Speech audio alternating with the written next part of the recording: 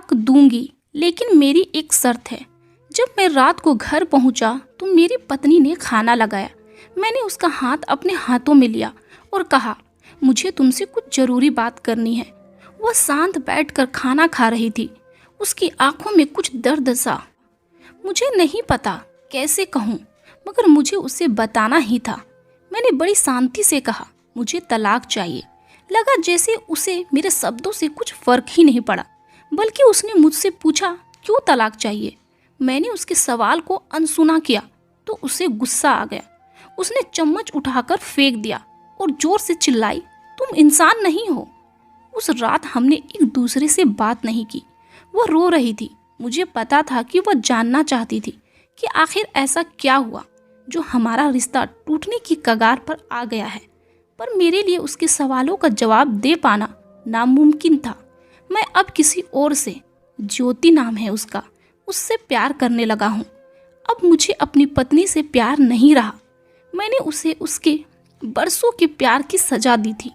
भरे मन से मैंने तलाक के पेपर तैयार की। वह पूरा घर, कार और कंपनी की 40% शेयर ले सकती है इस तलाक के बदले में।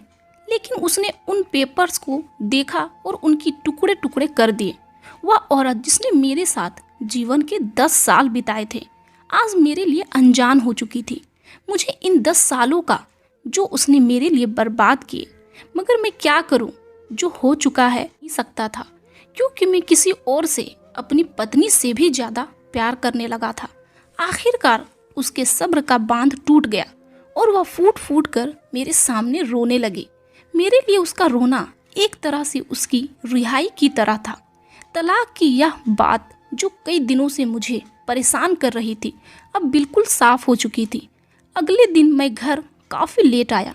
मैंने देखा कि वह टेबल पर बैठकर कुछ लिख रही थी।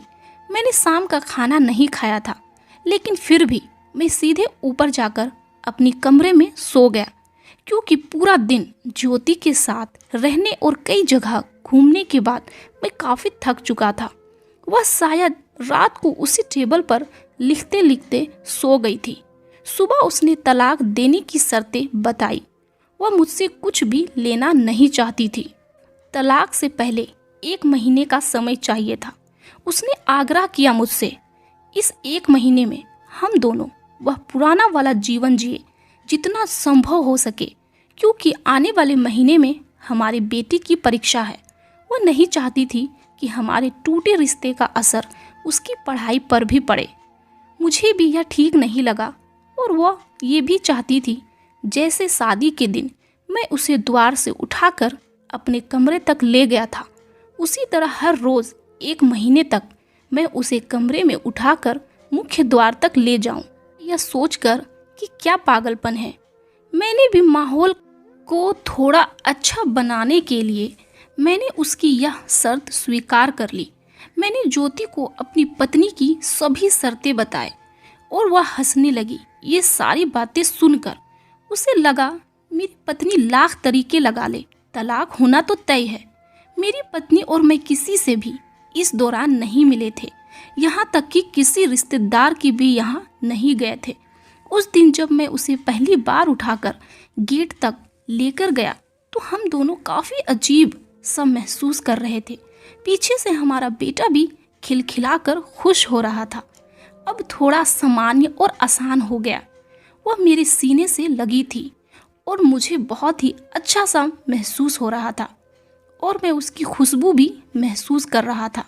ऐसा लगा जैसे कई दिनों बाद मुझे यह खुशबू मिल रही थी, या फिर कई दिनों से मैंने उसके होने का महसूस नहीं किया था। पहले जितनी उसमें वह कसाव नहीं था और चेहरे पर कुछ हल्की झुर्रियाँ भरी नज़र आ रही थी और बाल भी सफ़ेद होने लगे थे। ये वही औरत थी जिसने अपने जीवन के 10 साल मुझे समर्पित किए, मेरे घर को समर्पित किए, उसे अपना बनाया, उसे संवारा। चौथे दिन जब मैंने उसे उठाया तो पुरानी रोमांच लुटने लगी थी हम दोनों के बीच। 5वें और 6ठे दिन पुराना प्यार फिर जागने लगा। मैंने ज्योति को इस बारे में कुछ नहीं बताया था। उसे अब उठाना और आसान हो गया था। शायद हर रोज यह सब करने का मैं आदी हो गया था। मेरी बीवी अपनी पसंद की साड़ी अलमारी से निकाल रही थी, लेकिन कुछ खास नहीं ढूंढ पाई। उसने सांसें भरते हुए कहा कि उसके सारे कपड़े बड़े होने लगे थे, लूज हो रहे थे। तभी उसे पता चला कि वह काफ़ी दुबली पतली भी हो गई है, इसीलिए और मैं उसे आसानी से उठा पा रहा था। मेरे दिल को एक झटका सा लगा। उसने अपने दिल में काफ़ी सारा दर्द छुपा रखा था। पता नहीं कैसे मैं आगे बढ़ा और उसके सिर को छू कर देखा। अचानक हमारा बेटा आया और बोला कि पापा, यह तो मम्मी को उधर बाहर ले जाने का समय हो गया है। उसके लिए अपने पापा को यह सब देखकर मम्मी का इस तरह उठाकर ले जाते हुए देखना जीवन का अभिन्न हिस्सा बन गया था। वो यह सब देखकर काफ़ी खुश होता था, पर उसके चेहरे पर एक अजीब सी खुशी नज़र आती थी। जैसे वह पापा को मम्मी को उठाते हुए देखता तो बहुत ही ज़्यादा खुशी से भर जाता था। बीवी ने हमारे बच्चों को बुलाया और ज़ोर से उसे गले लगाया। मैंने अपना चेहरा दूसरी तरफ कर लिया। मुझे लगा कहीं मैं अपना निर्णय ना बदल लूं। मैंने अपनी पत्नी को रोज की तरह गोद में उठाया और बेडरूम में होते हुए ले गया। उसने प्यार से अपने दोनों हाथ मेरी गर्दन के आसपास रख दिए।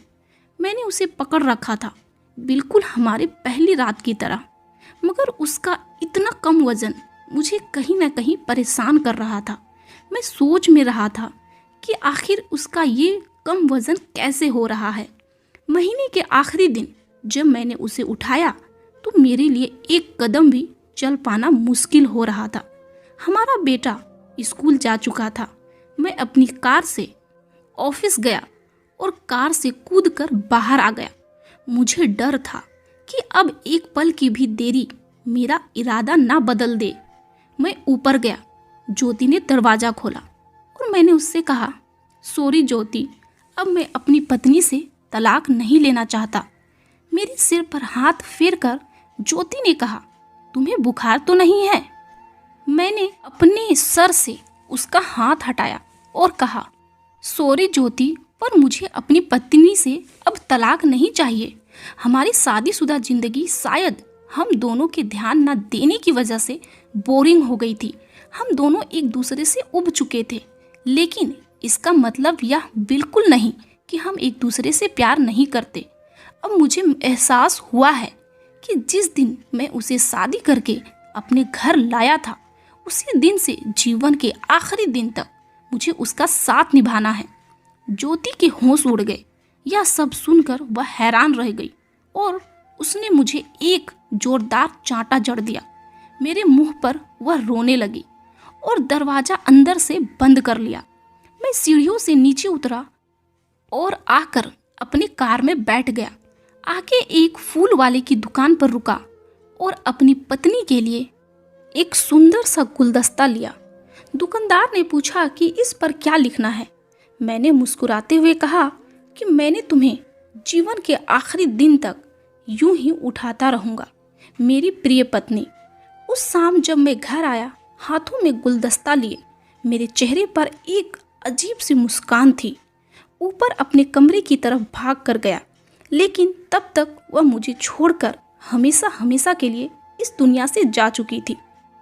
मेरी पत्नी कई महीनों से कैंसर से लड़ रही थी, लेकिन मैं ज्योति के साथ इतना खोया हुआ था, इतना मसरूफ़ था कि कभी ध्यान नहीं रहा। उसे पता था वह जल्दी ही मुझे छोड़कर इस दुनिया से जाने वाली है, इसीलिए वह मुझे और मेरे बेटे के रिश्तों को टूटने से बचाना चाहती थी। मैं नीच उससे तलाक लेना चाहता था, लेकिन फिर भी उसने मुझे अपने बच्चों की नज़रों में एक प्यारा पति और पिता बना दिया था। जीवन की छोटी छोटी बातें रिश्तों में बहुत महत्व रखती है। बड़ा घर, बड़ी कार और बैंक बैलेंस खुशियों का हिस्सा जरूर बन सकते हैं, मगर अपनों के बिना इनकी कोई कीमत नहीं होती। अगर यह कहानी आपको पसंद आई हो, अगर आपके दिल को छू गई हो, तो लाइक, कमेंट एंड शेयर जरूर करें ताकि यह मैसेज सभी शादीशुदा तक पहुंच पाए। और अगर आप चैनल पर पहली बार आए हैं तो दोस्तों, मेरे चैनल को सब्सक्राइब करना बिल्कुल भी ना भूलें। यहाँ तक देखने के लिए आपका बहुत बहुत